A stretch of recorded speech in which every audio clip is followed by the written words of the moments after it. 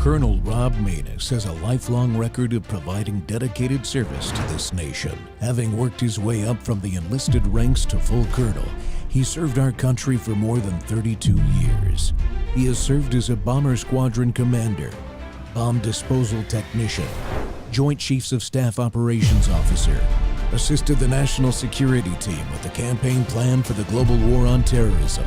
He authored the first theater nuclear war plan and served as the Vice Commander of America's largest airborne intelligence wing. Colonel Rob Maness is a true American hero.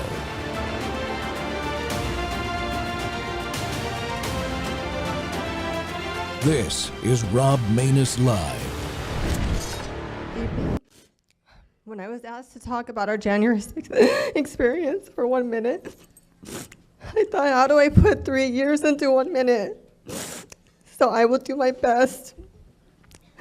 In the early morning of February 11th, 2021, there was a thick blanket of snow on the ground and below freezing temperatures. The FBI descended on the sanctuary of our home in full force. 3 armored vehicles, local and federal law enforcement, to include an entire counterterrorism SWAT team, broke the peaceful tranquility of our home and put our lives in danger and into a state of crisis and chaos. At the time, I was pregnant, half-dressed, barefoot, and clutching my 4-year-old, who is now 8, as armed FBI agents stormed our home. There has been a recurring phrase that has stuck with me: use the force that is necessary to overcome resistance. Our innocent 4-year-old child, me pregnant at the time, and my Marine Corps veteran husband, who has just had wrist surgery a few days before the raid. We could have lost our lives. The following day, we lost our baby.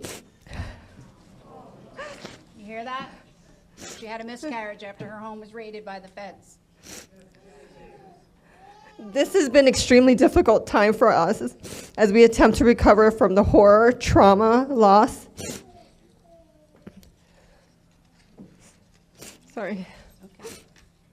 That we experienced. I want to share the perception of a 4-year-old child. On one occasion, our son said, "The FBI didn't pick me, they picked Papa." On another occasion, we heard the sirens of an ambulance. Our son said, "Mom, I'm scared. I felt scared too." And I reached my arm back to console him. There are things that trigger us as we have to cope. None of this had to happen, but this is not over. On February 23rd, 2024, Chris was sentenced to 75 days in federal PRISON, 2 months of home detention, 2 years of probation, $2,000 in restitution. Chris will begin his sentencing on July 5th. Yes, the day after the 4th of July. This year. America's war against itself. Welcome to More War Monday here on the Rob Maness Show, and we're live on Worldview Tube and X-Spaces simulcast. Well, America's government is at war with her own citizens, especially combat veterans. The treatment that retired U.S. Marine Captain Chris Cooney and his family, and that's his wife Annette that was speaking there, received at the hands of the FBI is sickening. I met Chris and his family at a Patriot Freedom Project event in Bedminster, New Jersey just over a week ago. And I get that some folks on January 6th committed crimes that included violence, and those people should be punished if found guilty, to the same exact extent that Black Lives Matter and Antifa people have been investigated and punished, right? But that's not what is happening.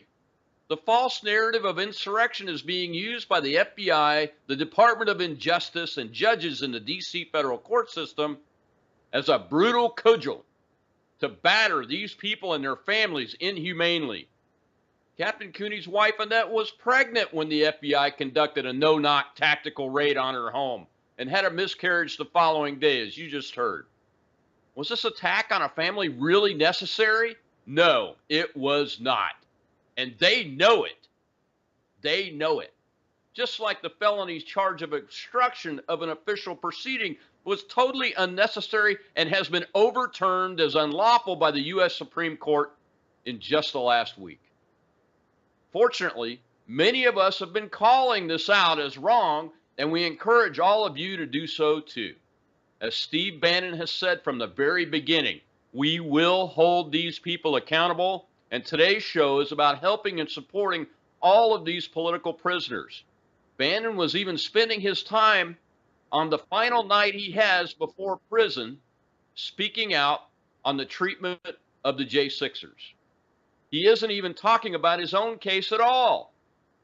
That's the way we are here in America. We were supposed to have Captain Cooney as my guest today, but he's in the hospital undergoing serious surgery for a condition that he developed over the last 48 hours. The point is to publicize his family's story, so we are pressing on to do that. Discussing and analyzing all of this today with us is our regular contributor, retired U.S. Navy commander, author, college professor, and former senior DHS official, Randy Arrington. Dr. Randy Arrington, welcome back to the Rob Maness Show.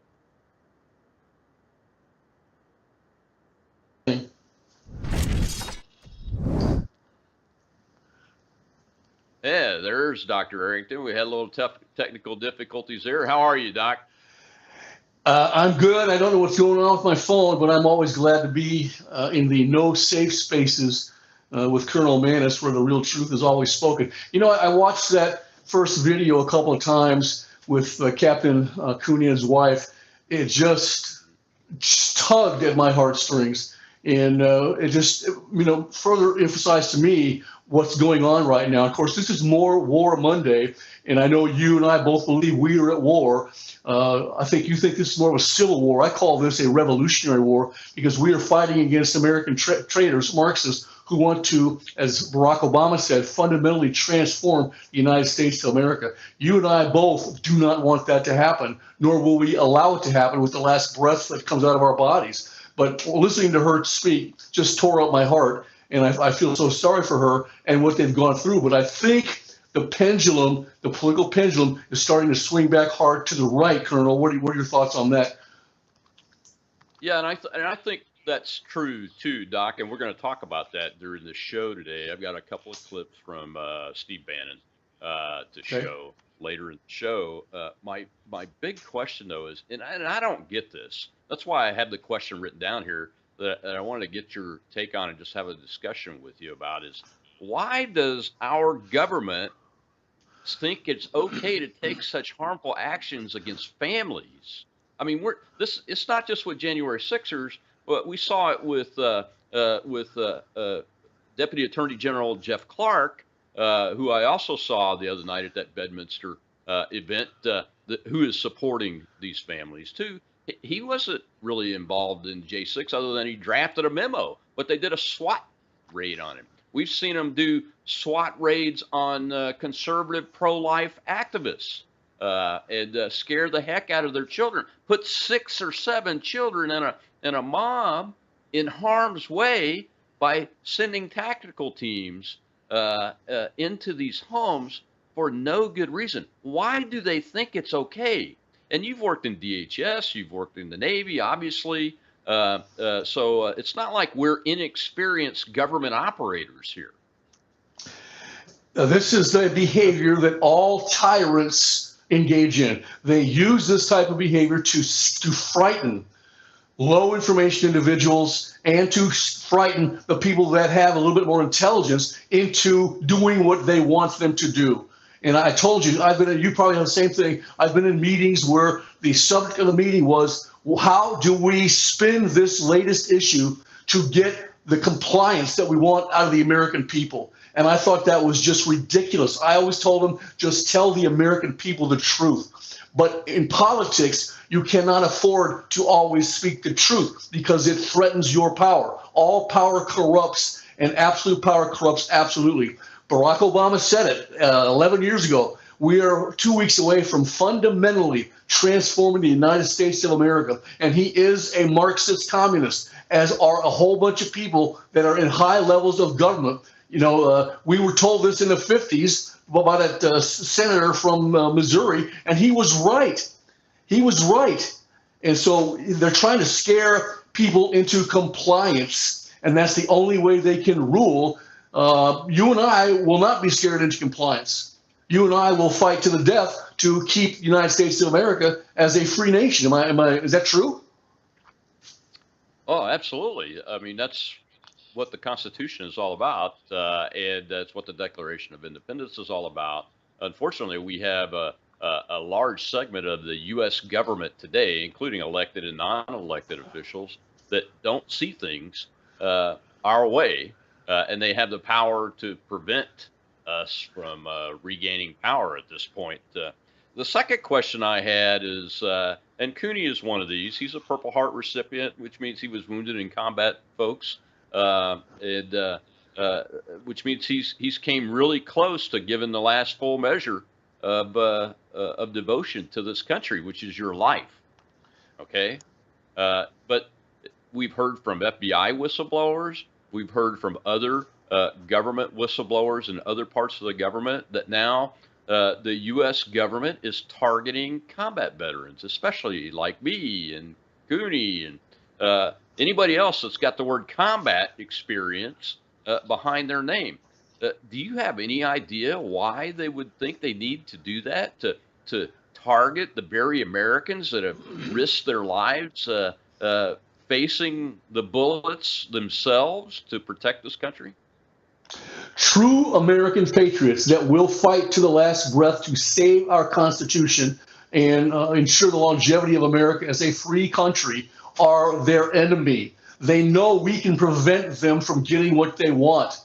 And so they're trying to harm us, scare us. What they don't understand is there are several of us that have served this country. I did for 32 years, you did as well, that are not going to be frightened. And we will fight to keep this country, and we fight for our children and our grandchildren and our communities. That's what we do. And I know you feel the same way, and lots of people in the audience feel the same way. But we have to light a fire, Colonel, under true American patriots and other people who are sitting on the sidelines, which is okay. You can be a sleeping giant in normal operations for America, but this is not normal operations for America. Our country is being stolen from us underneath our very noses. We have to wake up the majority of Americans and tell them to stand up and fight with you and me and whoever else will. Bannon is one of them, and Captain Cooney is one of them, and fight for our country. Otherwise, we will lose it, and we will never have it again, and we will damn our children and our grandchildren and our posterity to 1,000 years of tyranny and slavery under these new Marxists. Yeah, I'll remind people that one of the individuals that picked up his musket to defend the armories at Lexington and Concord was in his 80s and had been a soldier in the British colonies before. But being in his 80s didn't stop him from doing what needed to be done. And that situation where the government was trying to put down, at that point, really a peaceful rebellion, and to take away the ability to impart force against them from the colonist leaders. And they were trying to round up not only armaments, but the leaders themselves in that incident. And that is something that, the U.S. government has much more power than the British government did in the colonies then here on the ground. I don't think anybody, at least on our side, seriously thinks that there is going to be some massive violent revolution. But I will tell you that many of us are standing on the side of freedom, and we're opposing this government. The government is not the Constitution of the United States. The Constitution is there from the people, that derives its power from us, and the government derives its power from the Constitution. So we know what the proper path is, Doc, and we are going to fight it until we win, because we will win. I think the Supreme Court of the United States has shown that there are still a few men and women, even women on the left, that see the purpose of the Constitution and why it's important. And when we come back from this break, we'll hear a little bit about Captain Cooney's record from his wife, Annette, again, in the second segment. But I want to talk about what the government has said and what you'll hear Annette Cooney say Chris did in this upcoming clip. We'll be right back on the Rob Maness Show with Dr. Randy Arrington. It's More War Monday. Why is America at war with its own citizens? And we're on Worldview 2. We'll be right back.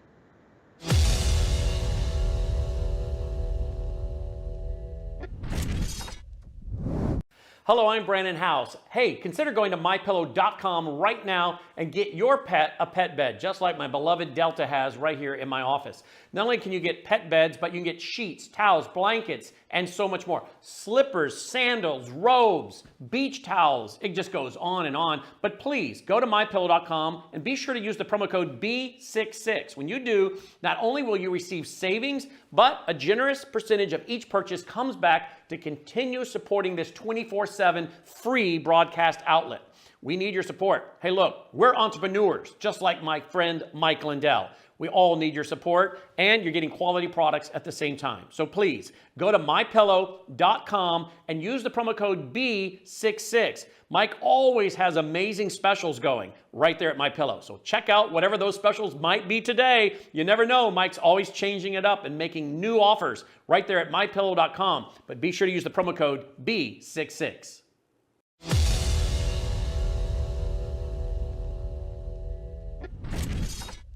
Allow me to tell you about my husband in a quick snapshot. Chris is instinctively a protector. At 9 years old, Chris saved his younger sister's life from their family vehicle that was engulfed in flames. Chris was awarded the Medal of Merit by the National Court of Honor Boy Scouts of America. Chris then dedicated 22 years of his life protecting our country both domestically and in foreign land, and serving in prestigious positions and leadership roles. In 2004, he was a second lieutenant in the Marine Corps, and he gave the verbal commands for the 21-gun salute at President Ronald Reagan's funeral. In 2006, a real terrorist, an ISIS suicide bomber, detonated himself in his vehicle just feet away from Chris. This impact was so powerful,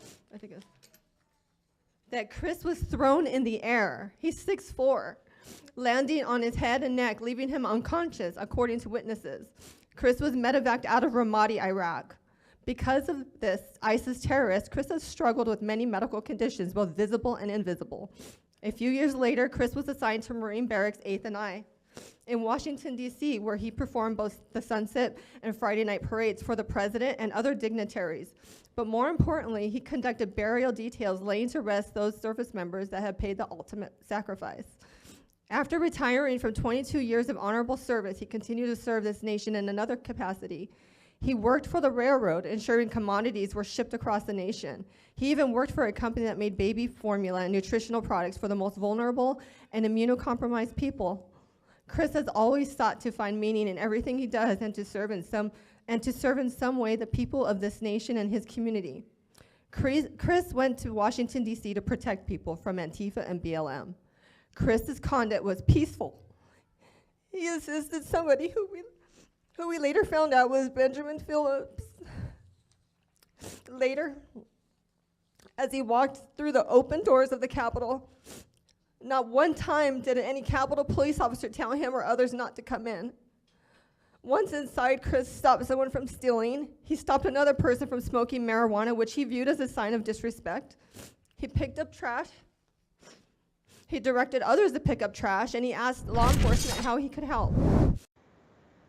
Welcome back to the Rob Maness Show. That was wife of Captain Chris Cooney, U.S. Marine Corps retired, who is a J6 political prisoner today. Her name is Annette. Talking about Captain Cooney's history, all the way back from when he was a young boy, and taking upon himself to always try to do the right thing, to help people, was awarded high honors from the Boy Scouts for that type of activity, has been decorated in the United States Marine Corps, earned a Purple Heart when he was wounded in combat, and as you heard there, after his military career, the things that he took endeavors onto himself were all about serving others. And that's a story that's pretty common for career military enlisted and officer in the 20th and 21st century. I know it tracks on my particular background. Most of us, we just want to serve and help our country, in a country that protects freedom, that respects its citizens' freedom, that respects the laws that the citizens passed, that gave the power it wields to them, and to safeguard our shores and our infrastructure from America's adversaries like ISIS and Al Qaeda and the Chinese Communist Party, and in the past the Soviet Union, and obviously the enemies of World War II and Korea and those kinds of things. And that is pretty typical of what a man like Chris Cooney is about. But he even rose a level above, and I think we're having some technical difficulties with Dr. Arrington right now. So we'll get him back on in a minute to help us answer these questions. One of the questions that I'm interested in getting his take on is that the Supreme Court has made several decisions over the last few days that actually are in favor of the Constitution and in favor of the laws of our land. It just so happens that their decision comes down in favor of January 6 political prisoners and in opposition to the government that's wielding power unlawfully, and in favor of, in the case of today's decision with the immunity decision from the Supreme Court, in favor of a president of the United States. It doesn't really matter that the name Trump is on that court case that went to the Supreme Court. What really matters is that they are protecting the enumerated powers and the division of power between the executive branch, the judicial branch, and the legislative branch in these decisions, which in turn protects the freedom of the citizens of the United States who gave them the power in the first place. And I think that's what's important here, is to highlight that, we're telling the story of, in this case, Captain Cooney and his family as J6 political prisoners, because their story deserves to be told from their perspective. If you want to read about the government's story about it, you can go check out the Department of Justice's writings. There's and all the media coverage of it. But what we're going to do here today is get their side of the story out. And as Mrs. Cooney said, the man was literally picking up trash, de-escalating situations against police officers, and they charged him with 6 felonies, or 6 charges, I believe, and 2 of them were felonies. Dr. Arrington, one of the things I wanted to ask you about is this obstruction of an official proceeding law decision that the Supreme Court made last week. It's going to apply to somewhere over 310 or more of the 1,400 January 6 prisoners that have been charged or arrested at this point. And one of those is President Trump, and one of them's Captain Cooney too, I believe. And we'll hear the name of another young man that who is the nephew of Cynthia Hughes, who runs the Patriot Freedom Project, Tim Hale, here in the next segment. But what is the effect of that ruling going to be from the perspective of these political prisoners? Do you know yet? Well, the statute is 1512 Charlie 2, and it requires that the government prosecutors establish that a defendant either impaired or attempted to impair the availability or the integrity of evidence intended for use in an official proceeding. I think that these Stalinist show trial prosecutors chose that to charge them with it, because if they're found guilty, those defendants will be fined under this title and or imprisoned for not more than 20 years or both. They wanted to send a strong message, and 20 years is what they were looking for. Okay, but as we know, the Supreme Court on Friday threw out the charges against a former police officer in Pennsylvania, I think his name was Fisher, who entered the Capitol on January 6th at that supposed incident at the Capitol building. And what happened was the justices interpreted the law, how should I put this, more narrowly, not broadly, more narrowly by a 6-3 vote. And the justices ruled that that Fisher was charged with violating that statute was incorrect because there was no evidence tampering. And so that even Justice Ketanji Brown sided with the majority, and Amy Coney Barrett, who I'm not real thrilled with, went with the minority. So this is, like you said, this will affect about 300 charges of those January 6th defendants, including Marine Corps Captain Chris Cooney, and it also is going to affect Jack what's his name? Jack, I can't think of his name. The guy Jack Smith, him prosecuting President Trump. I think that case is going to be thrown out. It's over with. And so this lawfare that they've been throwing against people that are true American patriots, and specifically Donald Trump, but it's actually going after us, not just him. I think this lawfare is going to end, and hopefully, and I'm not going to tell anybody who to vote for. You vote for who your conscience tells you to vote for. But if Donald Trump gets back into the White House, I think you're going to see him go after, him as DOJ, go after some of these traitors on the January 6th committee and some of these other people in the various bureaucracies that are upholding and assisting with this government and its takeover of the country in a Marxist revolutionary fashion. It's going to happen if he gets elected. And again, I'm not telling you who to vote for. You vote for who you want to. But if that happens, I think the country will be in a better position than they are right now. It's interesting because, I hear all the time, especially from, I'm a Republican, lifelong Republican, except for a very short stint where I was an independent a few years ago. And I hear this all the time, and I want to get your thoughts on it. And that is, hey, if you can't do the time, don't do the crime. Or if you do the crime, you got to do the time. When it comes to these people, but I don't hear it when it comes to Black Lives Matter and Antifa, who I personally was attacked by in the January 2017 inauguration with pepper spray and physically blocked from getting into the inauguration speech area for several minutes until the police came. Watched them burn up a poor, I think he was a Muslim immigrant from one of the Middle Eastern countries, a legal one, that had a limousine that was his only form of business. I watched them burn it up, these Antifa people. And nobody's in prison for 5, 10, or 15 or 20 years on that. And an inauguration is an official proceeding, too. Well, here's my question to you in the audience. Do you think that their supposed political affiliation, these Antifa people, by the way, they're not anti-fascists. They are Marxists, Marxist communists who believe in Marxism. A lot of people say, well, socialism, this, no, it's Marxism, communism.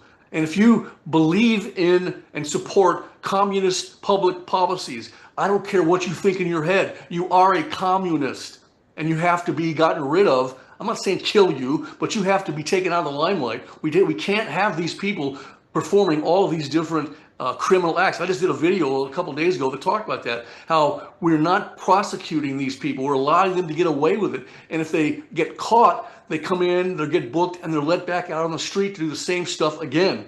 And it's unconscionable. And again, it's designed to frighten people into compliance. Fear is a tremendous motivator of human behavior.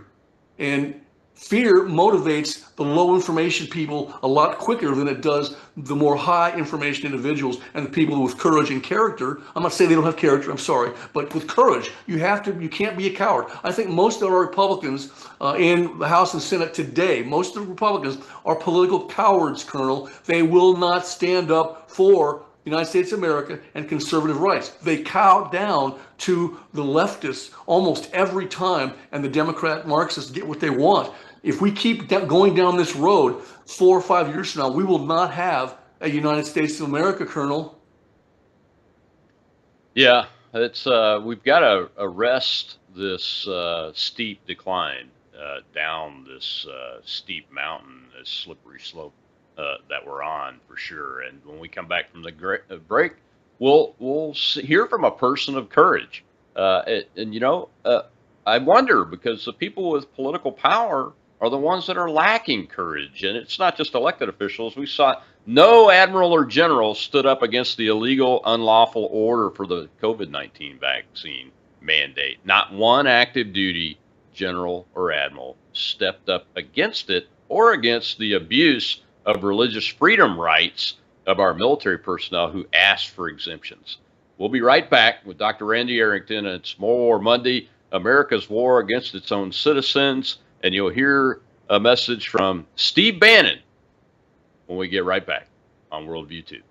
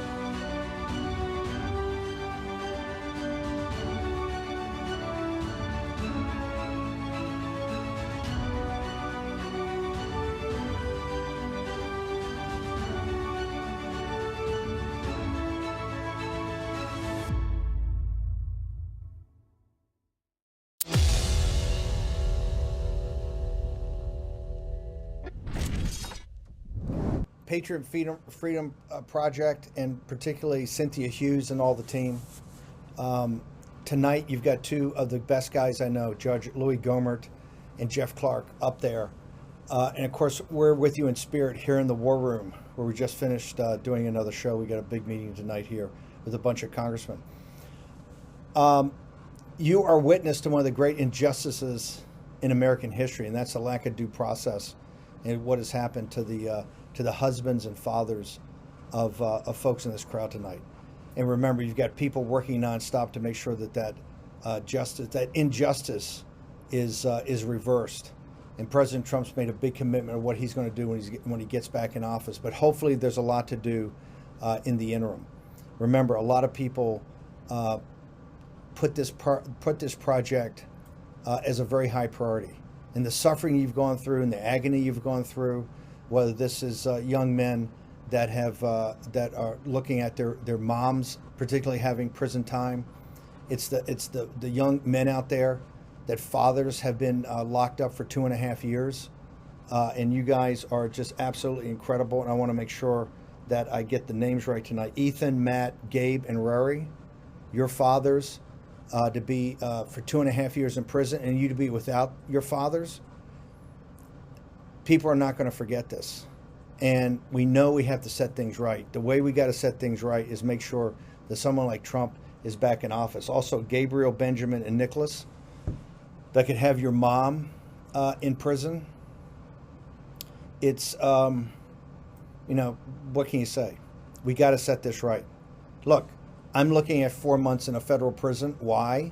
Because I refused to buckle to a Congress that was doing something illegal. And I will never back down from defending the Constitution. I took an oath to the Constitution as a naval officer, gave 8 years of my life in dedication to that. And then again, when I went into the White House with President Trump, and I will never back off that. What you guys are doing is incredible work. And Cynthia and her team and the entire project, people have your back, and the War Room's always got your back. So sorry I can't be. Welcome back to the Rob Maness Show. It's More War Monday, and we're talking about America being at war with its own citizens. With my guest today is a political science professor and a retired U.S. Navy commander and former DHS official, Dr. Randy Arrington. And Randy, that was obviously Steve Bannon. But that message is from June 20th at the event that I mentioned in my opening at Bedminster, New Jersey. The Patriot Freedom Project, founded by Cynthia Hughes, and is really doing a good job of taking care of people and helping get the word out and get the message out. I was honored to get to attend that. And what Steve said there is what every single service member that I know personally talks about under the current situation is my oath to the Constitution that I took when I was, you name it. In his case, a young naval officer. In my case, enlisted airman, and then a commissioned airman officer, and you in the United States Navy. That Constitution is what this is all about. And when we see it, crumpled up and thrown on the ground and stomped on by people in our own government, we're going to stand up. And in Steve's case, he's going to prison today, but there are millions of Americans like us that will be the next man in the breach. I mean, we really are in some extraordinary times. Dr. Arrington, and the Supreme Court ruled this morning about the immunity for the presidency of the United States. And I just wanted to ask you what you think that ruling, the impact that will have not only on President Trump's cases at the federal level, but there are also some cases on other people, like former Deputy Attorney General Jeffrey Clark that I was talking about earlier. He's got an immunity aspect to the case down in Atlanta, Georgia, the RICO case from Fannie down there. So what are your thoughts on that from the perspective of a professor that teaches all about presidential power and the executive branch? Well, executive privilege is a real thing.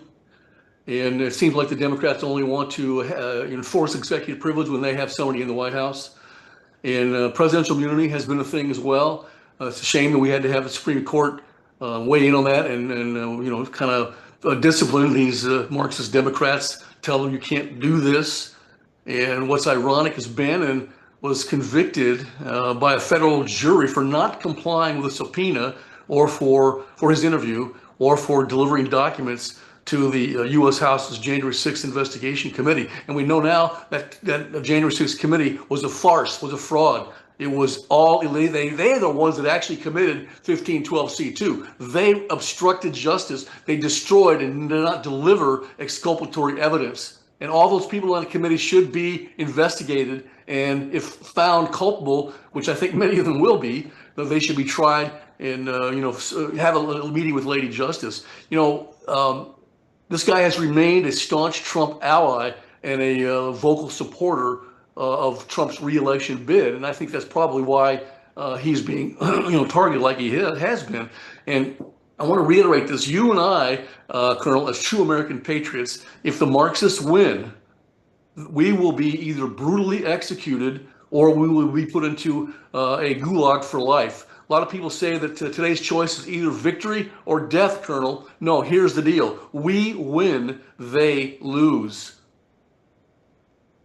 Yeah, I have no doubt that freedom is going to be victorious over this issue. Well, we've got hands up in the audience, Doc.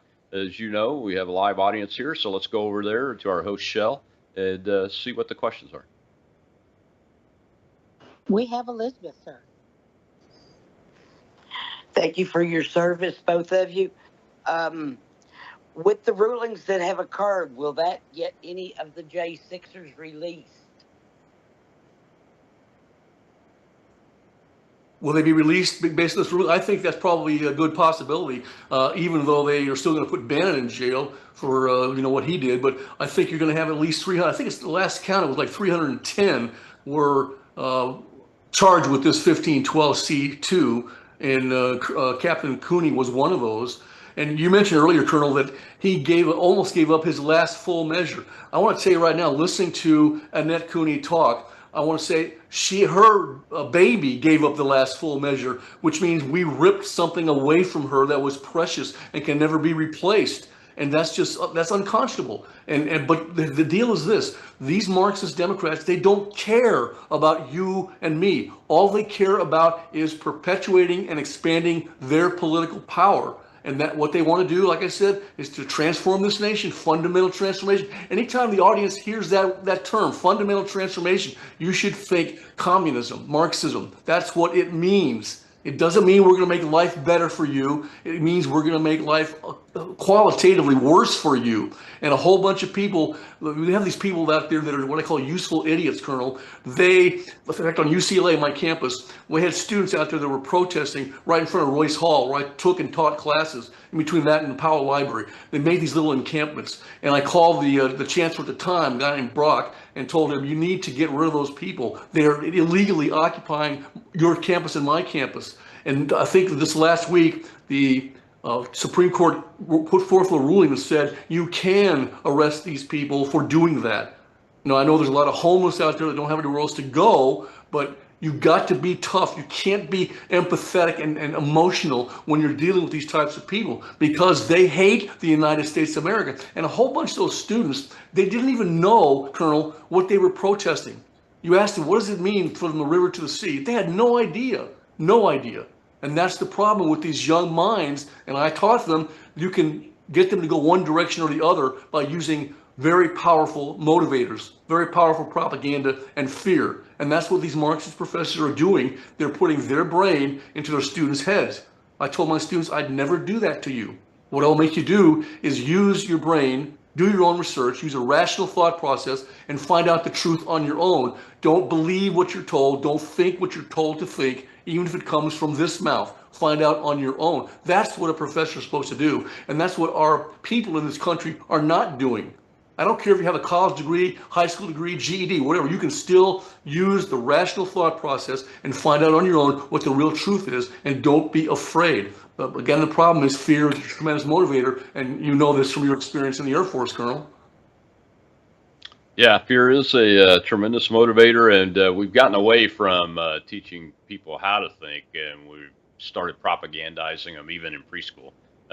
What to think, and that's one of the reasons why the young people today are where at the destination that they've been driven to nearly all their lives, and it's our responsibility too. That's why we've got to take control back. And you know, if people are interested in helping, go run for school board. That's probably the most impactful elected office that you can run for today in today's America. Well, we've got more hands up. I want to go ahead and take one more before this break. And go ahead, Shell. Who's next? We have Jeff, sir. Good evening. Good afternoon, Colonel. Caroline, why don't you go and I'll go next round? I just want to hear what a few more people have to say, please, if that's okay, Shell. Yeah, it'll be real quick, Colonel. I was, in my mind's eye, I think we should start holding the co-signers responsible. You know what I mean? Then they'll be less likely in the future to get so many people to help them. I really do. I believe that we have to hold accountable the people that co-signed it, hid it, gave these bad actors safe harbor while they took the rights away from our citizens and our military personnel. Would you agree with that? They're talking about the forced COVID shots on our military? The people that I think Caroline means the people that have supported this. Okay. Well, Reagan said it best when they had a big on campus of UC Berkeley way back when in the 60s when we were younger, that they were having all these protests. And one very liberal journalist asked him to negotiate. And he said, what is to negotiate? The problem is that these children, these kids, these 18, 19, 20-year-old kids on the college campuses are doing stuff that you let them get away with, even though you know better than to allow them to do this, but you let them do it. And that's the problem. If we allow them to do this, like in Seattle and Portland, these Antifa people were allowed to create these encampments, these little autonomous cities, if you will. They were allowed to do that. You don't do that. What you do, you know better. You go in and you get them out of there. And I'm sorry, that's exactly what needs to happen. I think one day we will start to treat the people that are trying to harm our citizens in our country in the brutal manner that they deserve. You may not like to hear that, but that is probably what it's going to take. We have to treat them the way they deserve to be treated, and that is not with kid gloves. We have to treat them brutally and throw them in prison with their rights, take care of their rights, but we cannot allow this to continue, or we will be in anarchy and chaos, and that's exactly what is the prelude to a communist revolution, and these American Marxists know that.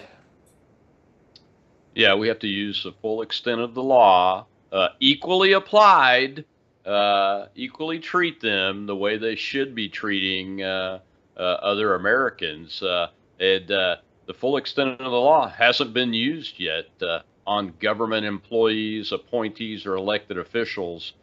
So it'll be up to us in our team once President Donald J. Trump gets elected. And I am telling you who to vote for. If you vote for the other guy, you're voting for this continued power abuse by the United States government and government at all levels, really, because he supports that. His team supports that.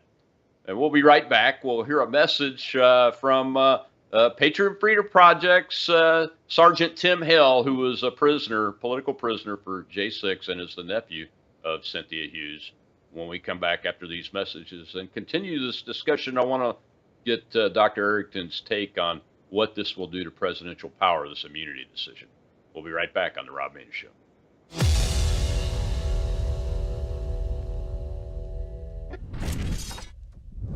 Experts say that Russian hackers found a way to hack our utilities, and the hackers may still be in there waiting to strike. Go after their power, go after their water, and you can bring a nation to its knees. They're identifying targets, they're positioning malware so they could pull the trigger when they wanted to. Experts see the intrusion as a possible precursor to an unprecedented Russian cyber attack that could, in the event of war, devastate the U.S.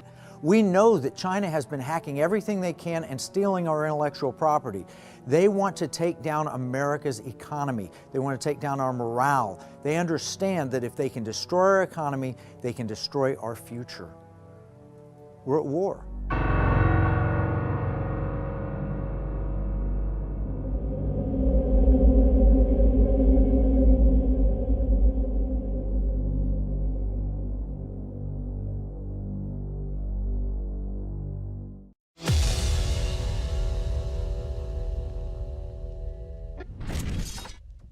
This is civilizational surviving stuff.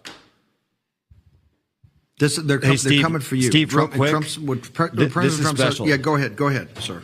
Real quick, I just got a text, Steve, and it's very short. I just got a text message from Cynthia Hughes. She's watching, and she's attached a letter from a J6er that's addressed to you, Steve. And he writes, Steve, thank you for standing with the J6ers back when it was not the popular thing to do. You supported those of us in the gulag, and we will stand by you as you are now targeted yourself. Sergeant Timothy Hale, U.S. Army, political prisoner number 25995-509, days in prison 1062. And by the way, Sergeant Hale was convicted of 1512C2 and now is no longer a convicted felon because of the ruling of the Supreme Court. All that time, 3+ years lost over this insanity. Who can give a young man? This is how demonic they are, and they're going to pay. We're going to investigate every one of how they came up with this and how it's unhuman. A young man loses 3 years of his life, 3.5 years of his life that he can never get back. And there's dozens and dozens and dozens of stories. There's still 1,000 or 1,400 people either charged for their records, they can't get jobs, and are rotting in federal prisons.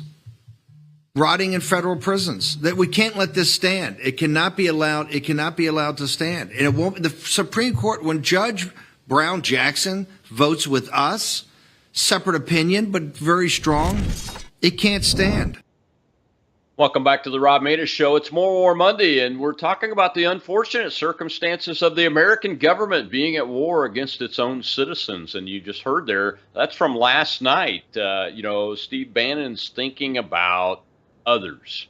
He's thinking about these January 6th prisoners, like many of us have, from the very beginning of this. And you just heard a short text from Sergeant Timothy Hill of the Patriot Freedom Project, Cynthia Hughes' nephew, and we're going to get him on hopefully in the third week of July to do an entire show about his experience, because he spent over 3 years in the gulag, and and has done a really good job of documenting it. I just wanted to show that piece of it to show how people are coming together, have come together in this tight-knit community that's called Americans Defending Freedom. We need everybody on board. It's time, beyond time, to pick up your shovel and start helping to clear the way of this tyranny out of the way for freedom. And the only way to do that is to act. And you can go to help the Coonies at the PatriotFreedomProject.com website and the other folks that they support. You go to the donate page there, you can find all of them, and they all do need your help. The Coonies need help with rent, with car repairs, all kinds of things. They're probably going to have some medical associated expenses now that Chris is in surgery, and he's still supposed to report to prison on July 5th this week. So there's a lot of issues going on, and of course, keep them in your prayers, but open your wallets and take action to help these folks out. And remember, as Bannon said, pray for our enemies. That's got to be our mantra, because we should always pray for our enemies. God may forgive them. I'm never going to. And I'm going to fight until my last breath to make sure they're all held accountable. And we're talking with Dr. Randy Arrington today about these issues. And Dr. Arrington, one of the things I wanted to ask you, speaking of Sergeant Hill there, is, you know, he was held and convicted on this 1512C charge, obstruction of official proceeding. So a felony. He's no longer a felon after the decision last week, in my opinion. But does this and the immunity decision today destroy what was left of this false narrative of insurrection that Nancy Pelosi, the Department of Justice, Joe Biden and his administration, and the fraudulent January 6th committee created and continues to push? I mean, it's destroyed, isn't it? You know, I think what's going to happen here is you're going to see a little bit of an increase in presidential power. I studied the presidency under Dr. Neustadt, and you did too. And what Neustadt taught me and what I put out to my students was that the source of the president's power is his power to persuade. Very few, a lot of people think we have separation of powers. We don't. We have separation of shared powers. Almost nothing is done unilaterally. Almost nothing's done unilaterally. You always have to get somebody else in the government to sign on for what you want to do. So it's shared power, separation of shared powers, and the president, his base, undergirding base, is how he can persuade others to do what he wants done. And what he needs to do is teach them that what I want out of you is what you should want for yourself. And that, I think, what's happening right now is, now no president is above the law. Okay, so what happened here was that this decision that was handed down by the Supreme Court meant that the president is not criminally liable. No president, doesn't matter your political party affiliation, is criminally liable for official acts that they take while they're in the White House. That does not mean the president is above the law, because under separation of shared powers, the president may not be prosecuted for conditions that he's done as an official act. But if he does something that's not an official act, yes, he can be prosecuted. There are ways within our constitutional system to do that. There was this knucklehead on Twitter that said, so what this means is, this 1512C decision by the SCOTUS, is that if Donald Trump gets back in the White House, he can order a special ops SEAL team to go assassinate Joe Biden and Merrick Garland. No, that's not what that means. That would not be an official act. But here's the problem with that, Colonel. There are people in our country who are desperate to hear and believe lies like that. It's how the Democrats control their voting base. Hillary Clinton said it best. She said the Democrat voters are easily manipulated because you lie to them and they want to believe that it's the truth. And it's not the truth. You got to find out on your own what the real truth is. Don't let somebody like Hillary Clinton or Merrick Garland tell you what to think. And again, I'm not telling you what to think. Find out on your own what the real truth is. Find out, do your own research, and see if I'm lying to you or not. I'm not going to lie to you. I'm going to tell you the unvarnished real truth, as will Colonel Maness, as he always does. Yeah, the reason I asked you that question, Doc, is before I came on the air, I was watching Jack Posobiec's Human Events Daily broadcast, and he was putting up X post after X post over and over again of different lefties tweeting out. I said X post tweets, folks tweeting out that okay, now Joe Biden can use the military right now today to go after Donald Trump if he's got all this immunity. See, that would not be a official act now, would it? Or it would be a misconstruing of an official act because he's going after his political opponent using official tools, right? Well, he's already done that with his Department of Justice and Merrick Garland, those people in the DOJ. These are nothing but Stalinist show trials that the communists did all throughout Stalin's tenure as their president in Soviet Union, and that's what these are. They are show trials, and they are phony, and they are designed to scare people into compliance. The ones that can't see past what they're told. You got to look beyond what you're told and find out the truth. These are phony allegations against all these people. Now, my son asked me the other day, my youngest son, Dad, if you were in Washington, D.C. on January 6th, would you have gone into the Capitol? I said, no. In fact, I probably wouldn't even have been there. But it doesn't mean that I don't have the right to peacefully redress my government for redress of grievances. I can protest against my government for redress of grievances peacefully. That's what Donald Trump in that speech told them to do. Peacefully. But do you hear that from the leftists, the Marxists that are talking, the journalists? No, you don't hear that. Did you hear that from the J6 committee? No. All you heard was lies upon lies upon lies. I see these people lie every single day, and we can see through it, Colonel. And what we're trying to do with your show, what you're trying to do is to teach these people about these lies and the liars that are promulgating all this falsehood, and to not believe them and to save our country. Again, here's the deal. We win, they lose. Absolutely right. Well, we've got one more question before we close out the show. Let's go over to the live audience real quick, Shell. And I see Jeff's got a question. Go ahead, Jeff. Thank you, Ms. Shell. Colonel, I had a question I wanted to ask you.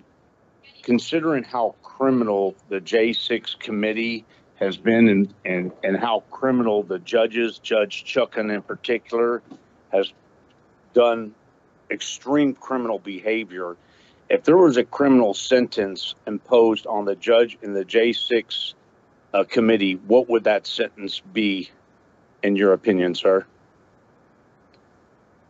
Go ahead, Doc. Well, they committed fraud. That's the first thing. They committed blatant fraud and brought these charges against Donald Trump. And so eventually, here's the deal. I don't think Republicans are strong enough to do what's necessary to hold these people accountable. I think they're political cowards. And I'm telling you that because I think one day I may run for office. I'm contemplating that right now, and the Colonel knows this. But I think they're political frauds. We don't need cowards or nice guys in Congress, Colonel. We need aggressive fighters who will boldly stand up with courage and fight these people that are trying to destroy our country, not cave to them and give them everything they want. And that seems to be what's happening with the majority of Republicans in the House and the Senate. They give the Democrats whatever they want because they want to go along to get along. They don't want to rock their little political apple cart, tipping it over. They want to stay in that position and be called senator and be called member of the House. That they like that. And again, all power corrupts, and absolute power is corrupting them absolutely. That's exactly right. It's why we shouldn't have career politicians. And before I close it out, Dr. Arrington, thank you very much. Appreciate that. And folks, my answer to that question is obstruction of an official proceeding is what they should be investigated for because they destroyed evidence, which is the test the Supreme Court decision about 1512C said had to be met. You have to have destruction of some evidence of an official proceeding in order to obstruct it under that particular law. And that's a 20-year felony. Well, thanks, Dr. Arrington. We appreciate you coming on to talk about this critically important issue about America's war on its own people. We will win. We will be victorious because we Americans believe in our system. and we will use that system to make the appropriate corrections. That's what's going to happen here. I'll see you tomorrow, and we'll be talking with entrepreneur, speaker, public speaker, and investor Jeff Richfield. He's a prayer warrior, and he's got a program for July 4th I wanted to tell folks about on Training Tuesday here on Worldview Tube and X Spaces Simulcast. I'm Rob Maness.